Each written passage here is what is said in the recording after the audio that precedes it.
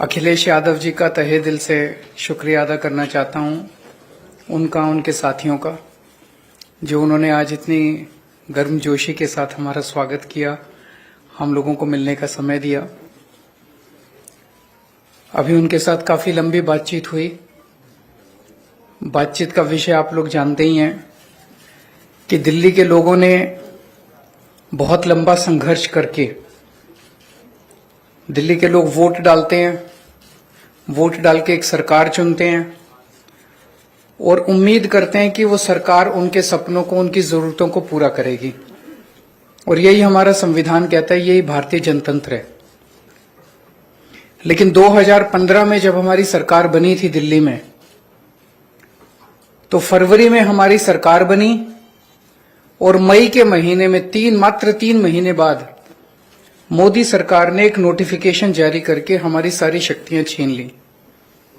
Bureaucrats के ऊपर जो कंट्रोल होता है एक चुनी हुई सरकार का, अफसरशाही के ऊपर, ऑफिसर्स की ट्रांसफर पोस्टिंग, कोई ऑफिसर काम ना करे तो उसकी डिसिप्लिनरी प्रोसीडिंग्स, गलत काम करे, भ्रष्टाचार करे, उसके खिलाफ एक्शन, नई पोस्ट क्रिएट करना, रेगुलराइजेशन करना, ये सारी जितनी भी शक्तियां थी वो सारी शक्तियां उन्होंने एक नोटिफिकेशन जारी करके छीन ली दिल्ली सरकार से, आम आदमी पार्टी की सरकार से। उसके बावजूद हमने काफी काम किया और इतना काम किया कि अगली बार फिर हम भारी बहुमत से जीते। 70 में से 62 सीट आई हम लोगों की। लेकिन 8 साल की कोर्ट कचहरी की लड़ाई के बाद 11 मई को सुप्रीम कोर्ट की संविधान पीठ ने, कॉन्स्टिट्यूशन बेंच ने 5-0 से फैसला दिया कि सारी शक्तियां चुनी हुई सरकार के पास होनी चाहिए। अगर चुनी हुई सरकार के पास अफसरशाही पे कंट्रोल करने की शक्तियां नहीं होंगी तो वो सरकार काम नहीं कर सकती, चुनी हुई सरकार काम नहीं कर सकती, और ये संविधान के खिलाफ है। बहुत क्लियर ऑर्डर था, स्ट्रांग ऑर्डर था। हमें अपना अधिकार, दिल्ली के लोगों को अपना अधिकार पाने में 8 साल लग गए, लेकिन मोदी जी को 8 दिन लगे। 11 मई को सुप्रीम कोर्ट का ऑर्डर आया और 19 मई को प्रधानमंत्री जी ने अध्यादेश पारित करके सुप्रीम कोर्ट के ऑर्डर को कैंसिल कर दिया, पलट दिया। 19 मई को क्यों किया? 19 मई की शाम को 5 बजे सुप्रीम कोर्ट बंद हो गया, वेकेशन हो गई सुप्रीम कोर्ट की। 5 बजे वेकेशन हुई, रात को 10 बजे रात के अंधेरे में मोदी सरकार ने अध्यादेश जारी करके सुप्रीम कोर्ट का ऑर्डर कैंसिल कर दिया। यही दिखाता है कि उनके दिल में काला था। अगर वो 2 दिन पहले सुप्रीम कोर्ट का वो अध्यादेश जारी करते, हम सुप्रीम कोर्ट से जाके स्टे ले आते। लेकिन अब सुप्रीम कोर्ट बंद है, तो अभी हमें महीना भर रुकना पड़ेगा। जब सुप्रीम कोर्ट खुलेगा हम सुप्रीम कोर्ट भी जाएंगे। लेकिन ये अध्यादेश जब संसद के अंदर आएगा, तो संसद में, लोकसभा में तो बीजेपी की मेजोरिटी है, लेकिन राज्यसभा के अंदर बीजेपी के मेजोरिटी नहीं है। 238 में से 93 केवल बीजेपी के हैं। तो अगर सारी नॉन बीजेपी पार्टियां मिल जाएं तो इस अध्यादेश को हराया जा सकता है, इसे गिराया जा सकता है।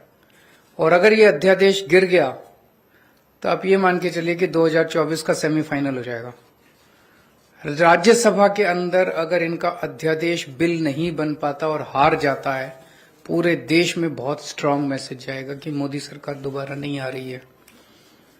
मेरी अभी इसमें काफी विस्तार से चर्चा हुई माननीय अखिलेश जी से, और मैं तहे दिल से उनका शुक्रिया अदा करता हूं। दिल्ली के लोगों की तरफ से, दिल्ली के 2 करोड़ लोगों की तरफ से अखिलेश जी का और उनकी समाजवादी पार्टी का मैं शुक्रिया अदा करता हूं कि उन्होंने हमें पूरा आश्वासन दिया है कि राज्यसभा के अंदर जब आएगा तो पूरे समर्थन करेंगे दिल्ली वालों का और इसका विरोध करेंगे। मैं अब अखिलेश जी से रिक्वेस्ट करूंगा कि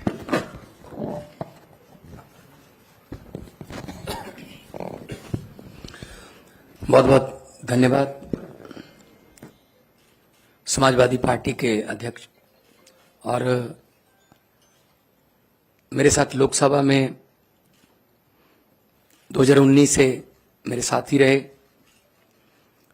अखिलेश यादव जी, उनकी पार्टी के विधायकगण, आम आदमी पार्टी के नेशनल कन्वीनर और दिल्ली के मुख्यमंत्री अरविंद केजरीवाल जी, राज्यसभा में आम आदमी पार्टी के सांसद भाई संजय सिंह जी और एजुकेशन मिनिस्टर दिल्ली के आतिशी जी और आप सब पत्रकार और मीडिया के जितने भी प्रतिनिधि हैं, जैसा कि अरविंद जी ने कहा, ये लड़ाई सिर्फ दिल्ली के लोगों की नहीं है, ये लड़ाई 140 करोड़ लोगों के अधिकारों को बचाने की है।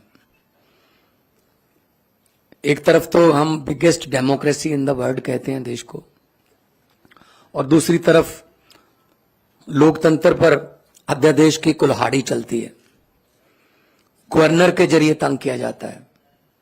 अगर इनकी सरकार बीजेपी की किसी राज्य में इलेक्शन से ना बने तो ये बाई इलेक्शन से बना लेते हैं। उनके 30-40 खरीद लो, बाई इलेक्शन करा लो, सुबह सुबह 3 बजे उठाओ गवर्नर को, ओथ लो, उसके बाद देखते रहो क्या होता है। ये आदत पड़ गई है इनको, ऐसा कई बार कर चुके हैं ये। और गवर्नर्स को ऑर्डर है, अगर 2-3 दिन उन्होंने चुनी हुई सरकार को तंग नहीं किया तो फिर फोन आता है कि आपको किसके लिए भेजा है वहां पे, आप तंग क्यों नहीं कर रहे इलेक्टेड गवर्नमेंट को। तो इलेक्टेड और सिलेक्टेड में फर्क जो है वो देश को करना है। दिल्ली के लोग भी उसी तरह से वोट डालते हैं जैसे यूपी के डालते हैं, पंजाब के डालते हैं। दिल्ली के लोगों, दिल्ली के मंत्री भी वही संविधान की ओथ लेते हैं, दिल्ली के मंत्री, दिल्ली के मुख्यमंत्री वही संविधान को फॉलो करते हैं। पंजाब में भी वही होता है।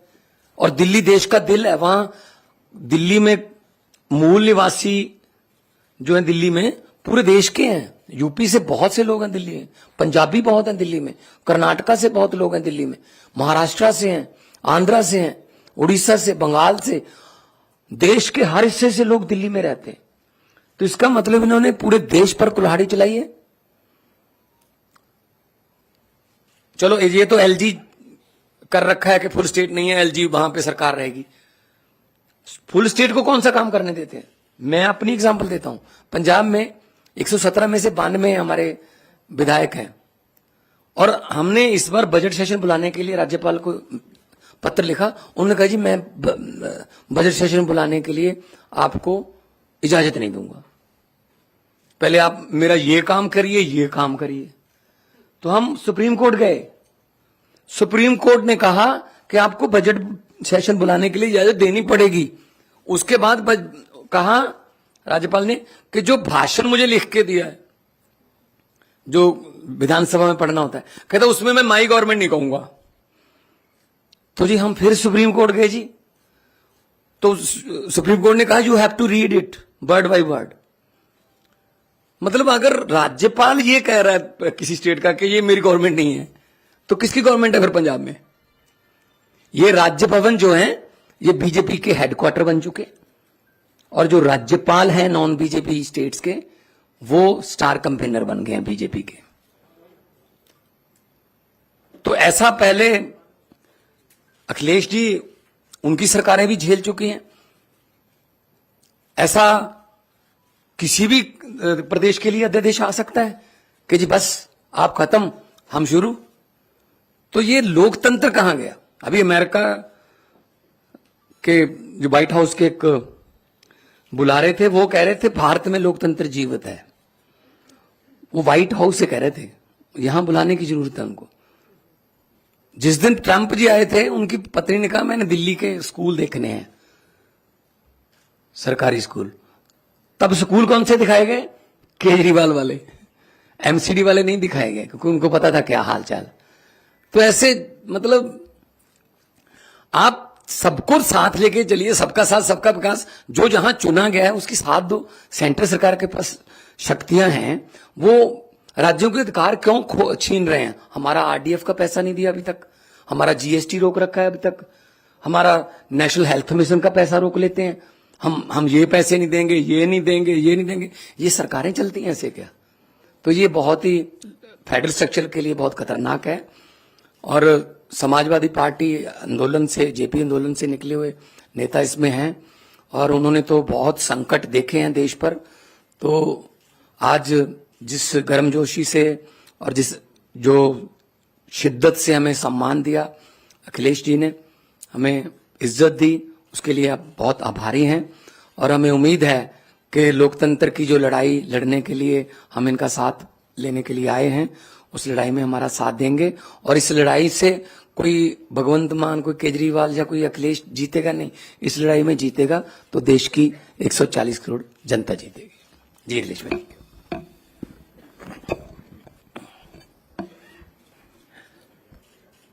दिल्ली के मुख्यमंत्री अरविंद केजरीवाल जी, पंजाब के मुख्यमंत्री मान साहब, मैं सबसे पहले उनका स्वागत करता हूं और उनका धन्यवाद और आभार भी प्रकट करता हूं। मैं उनको भरोसा दिलाता हूं कि दिल्ली का अध्यादेश जो आया है वो एंटी डेमोक्रेटिक है। इस ऑर्डिनेंस के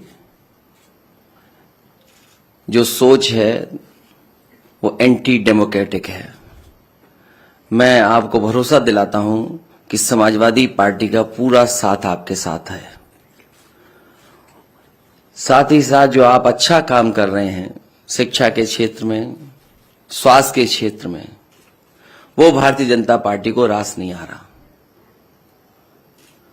अच्छे काम को बिगाड़ने का काम देश में अगर कोई काम कर रहा है तो वो भारतीय जनता पार्टी है। और आपके अच्छे काम को और अच्छी सोच को देख करके घबरा रहे हैं। उन्हें लग रहा है कि दिल्ली की जनता कहीं 7 बटे सन्नाटा न कर दे बीजेपी को, इसलिए आपके खिलाफ ये ऑर्डिनेंस लाया है। मैं आपका सहयोग करूंगा, साथ दूंगा। हमारे जितने भी सदस्य हैं वो आपके साथ होंगे। Thank you. बहुत धन्यवाद आपका।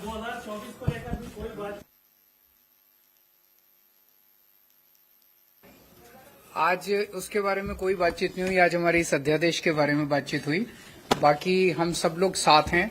देश को बचाने के लिए हम सब लोगों को मिलकर जो भी करना पड़ेगा हम सब करेंगे।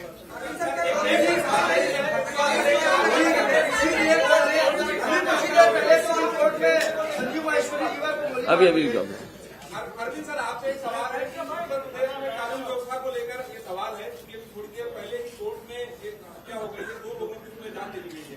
इसके पहले आप मत पूछिए, आप मत पूछिए, आप आपसे मत पूछिए। देखिए, आप भी वही पूछ रहे हैं, आप भी वही पूछ रहे हैं। अगर समाजवादी पार्टी कुछ कह देगी तो कहेंगे कि समाजवादियों ने मरवा दिया। बहुत धन्यवाद आपका। ये बात आप समझते हो, इसलिए मुझे बोलना नहीं है। आइए।